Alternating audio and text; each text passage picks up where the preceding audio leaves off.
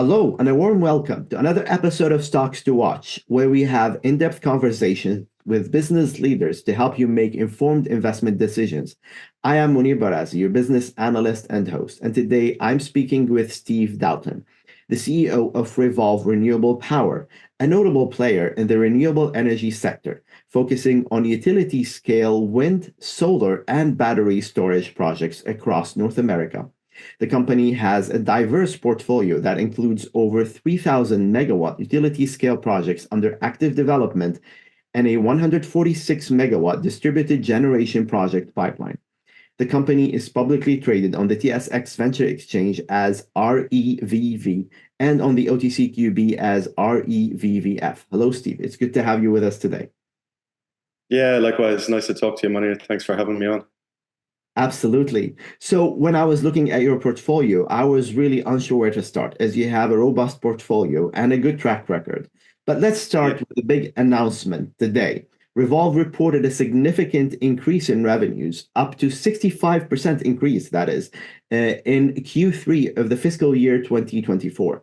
What were the primary factors driving this growth, and how do you plan to sustain and build on this financial momentum during the rest of 2024 and beyond? Yeah, sure. I mean, I think the financial results we put out today is really a function of the strategy that we've been implementing over the last 2 years since we kind of went public, Munir, where, prior to being a public company, we were a fairly successful private developer of projects. We made over $20 million over the course of 8 years. But what we've been doing since we've gone public in March 2022 is really shifting the strategy where we're now looking to be a long-term owner and operator of renewable energy projects. So what you'll see in our financials today is, a bit of a mix of different revenue streams coming from that strategy where we now own, 11 megawatts net of operating assets, which have long-term contracted revenue. These are kind of wind, solar, hydro projects that are selling electricity for contracts in from 8 years out to even 30 years. And then we have revenues coming from our previous kind of business model, which was where we sold the development rights to projects once we kind of had them ready to build, as we used to call it. So you're seeing kind of that strategy play out in action, if you like. So we're really, really kind of happy with where the company's going and the results that we put out. So the strategy has borne fruit, evidently. And I would like to discuss some of your key projects. Can you provide an update on the progress of the 80 megawatt hourly or 20 megawatt Vernal battery energy storage system project? What are the key milestones achieved so far, and what remains to be accomplished? Yeah, sure. So we've been working on that project now for almost 2 years. So the first, 18 months of it have really been spent on securing interconnection, which, as you can appreciate, is kind of really the key for any of these types of projects, that you need to have an ability to interconnect into the electricity system. So thankfully, we managed to achieve that milestone in the last 2 months. So we had an announcement out, I think it was back in April, where we signed an interconnection agreement for the project. So now we're really moving into the kind of the last phase, if you want to call it that, where we're looking at kind of detailed design for the project, starting to complete the final permitting as well, with a view to kind of getting that project ready to build, certainly within the next 12 months, and that's really going to be a key project for us. And again, back to that strategy that we were talking about, we feel like this could be, that one of the kind of main projects out of our US portfolio that we're going to be able to bring all the way through in terms of being able to construct it, finance it, and operate it for the long term. So, really happy with the progress we're making there. Still a bit of work to do. But I think certainly having signed the interconnection agreement, we've kind of got that key kind of cornerstone of the project now in place. The next one is, outside of the permitting, I think is going to be, the commercial offtake for the project, which again is something that we're working on currently. And that's something we're hoping to get finalized, let's say, by the end of this year. I think with the connection secured, you've accomplished a lot already on this project. And I imagine that storage projects are particularly important for renewable energy projects, since those renewable sources tend to be intermittent. How does the Vernal BESS project fit into Revolve's overall strategy for enhancing energy storage capabilities and integrating with other renewable energy assets? Yeah, well, what I would say is in terms of battery storage, it's really market specific, I guess, because I mean, what drives really the investment, as you'll know, is what are the underlying kind of market dynamics in terms of how you can get a return on that investment. But I think at a high level, you're absolutely right. I mean, like battery storage solutions are definitely going to be a key component of renewables going forward. They obviously help with that intermittency and definitely provide a lot of services which help the transmission system operators, manage these power flows from wind, solar, and obviously as well other kind of network resources as well.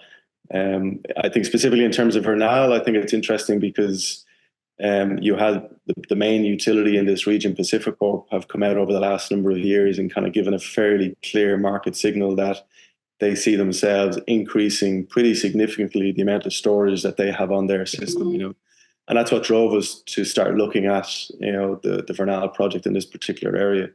So I think the project itself, it's obviously a standalone battery storage project, so it's not coupled with any wind or solar. So I think the services that the project will provide are more, let's say, related to the wider system, if you like. But they'll certainly facilitate, the increase in renewable resources in the broader network rather than being specifically coupled with it. If that makes sense. It does, and it's still important, even if it's a standalone project. Absolutely, from several perspectives. I want to discuss also a few of your distributed generation projects. Tell us more about the progress and expected impact of the 450 kilowatt peak rooftop solar project and the 3 megawatt combined heat and power project currently under construction. Yeah, I mean these are two projects which we've been working on. They're part of our distributed generation portfolio down in Mexico. As you know from probably looking at the company, we already own and operate a portfolio of these projects down in Mexico. So we've been kind of trying to aggressively grow that business over the last kind of 18 months. The CHP project is a project that we acquired as part of an acquisition we completed back in kind of late 2022. We've been working pretty hard on trying to get the final permitting completed for that project. So that is still a work in progress. But it'll be certainly a nice addition to the current portfolio that we have down there. The 450 kilowatt rooftop solar project is just a recent one that we announced. So back a couple of months ago again, we announced that we had signed a kind of 15-year power purchase agreement with a food production company down in Mexico. That project is in construction, so installation works are continuing. And again, we're kind of hoping that will be commissioned in the coming months. So, there are just two more projects to add to the existing portfolio that we have. And I mean, I think that's what the distributed generation business is really about. It's trying to just continually add, what are smaller projects relative to the utility scale, but you can get them operating quicker and they obviously add revenue, albeit, in smaller increments, but we can certainly build up a nice base of recurring revenue, from that portfolio. And I imagine they also fit a specific context, like in Mexico, for example. Yeah, well, I mean, I think the concept of DG really is, it's an attractive market really everywhere you go, because fundamentally when you look at what customers are looking for, they're looking to do a couple of different things. They're looking to obviously be more energy efficient. They're looking to source energy from renewable sources where they can. They're looking to ideally reduce their energy costs, which is another big driver. And there's two ways to do that for them. In terms of sourcing renewables and reducing the cost, they can procure it from large-scale renewable projects on the utility scale, or you can bring it down to the kind of factory level where they can look at maybe the rooftops they have available or combined heat and power projects, or various sort of different things that you can do at a factory level to help improve the competitiveness and obviously improve the carbon footprint of those operations. So, we're seeing DG opportunities really across the three core markets that we operate in. Mexico is where we kind of started the business, if you like, back 2 years ago. So that's kind of the natural place where we're seeing quite a lot of activity at the moment. we'd certainly like to be doing more. So we're working pretty hard to try to convert a lot of that pipeline that you mentioned into PPAs. But there are certainly a lot of opportunities in the US and in Canada as well. And that's something that we hope to see being more of a feature of the business as we continue to kind of roll it out. And your development pipeline is quite ambitious, including the 50 megawatt Tahimi Creek Hydro Project and the 75 megawatt Disscused Lake Hydro Project. What are the key milestones and challenges you foresee in bringing those projects to fruition by 2025 or 26? Yeah, I mean, in terms of those two projects, particularly, they came as part of the acquisition that we just completed in the last couple of months of Wind River up in Canada. So, we're now analysing those projects, looking at the development path, if you want, to kind of get them to a position where they're ready to build. A key part of that is really the PPA, which I don't know how familiar you are with the market up in British Columbia, but a lot of that is driven by BC Hydro and these calls for power that they have ongoing. Thankfully, in the last 12 months, BC Hydro have indicated that they're going to start having a lot more calls for power. So, we definitely see future opportunities there from an offtake perspective for the projects. But, we're only kind of getting underneath them now and looking to see what that kind of plan is over the next couple of years to bring them forward. I think the projects that we're really focused on in the short term are the Vernal project, which you mentioned earlier on. And then we also have a 50 megawatt wind project in the US in Colorado, which, we're again coming towards the latter stages of development there. So between the Vernal and the Primus project, you've got 70 megawatts of capacity there that, we hope to have ready to build within the next 12 months. And they're the ones that, that we're really excited about. I think either one of those projects in their own will add materially to our revenue story. So they're certainly ones for investors to watch, and then there's other things. If you look into the Mexican market, Mexico is like after a number of, I would say, difficult years for the industry down there. There's a lot more positivity around the Mexican energy market at the moment, being driven by, a number of different factors. One, you've got a new government coming in over the next few months. There's elections there next week. But you have all this whole nearshoring kind of macro trend which is going on, which is really driving a need for energy, but then for renewable energy. And in Mexico we have 500 megawatts at kind of mid to late stage development that we've been working on for a long time. So we have a big pipeline of projects there that are very competitive from an energy perspective in a market that we're expecting some positive things. In the short term. We're not talking about years here. We think, and we started to see it already. You're seeing positive signs down in Mexico. And so that's certainly something to watch as well for investors. Absolutely. And you have an expanding footprint in the North American market, in Canada, the US, and Mexico, as you mentioned. And you have a target of 5,000 megawatt of utility scale projects under development. What regions or technologies do you see as most promising for future growth, and why?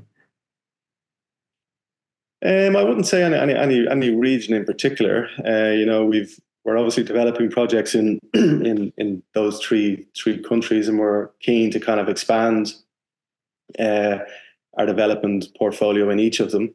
I think given the challenges that have been in the Mexican market for the last number of years, which are now going, most of our focus has been on the US and of late Canada. So I think you will certainly see us do more in those markets.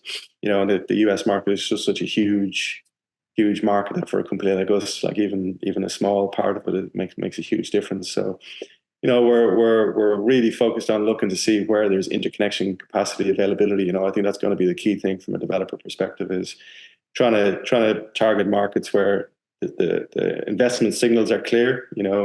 That could be utilities coming out with these procurement programs for renewables, or government policies, or whatever that may be. But then also when you start getting into the developments, we'd like to see interconnection or certainly transmission upgrade plans. Transmission capacity is a key factor.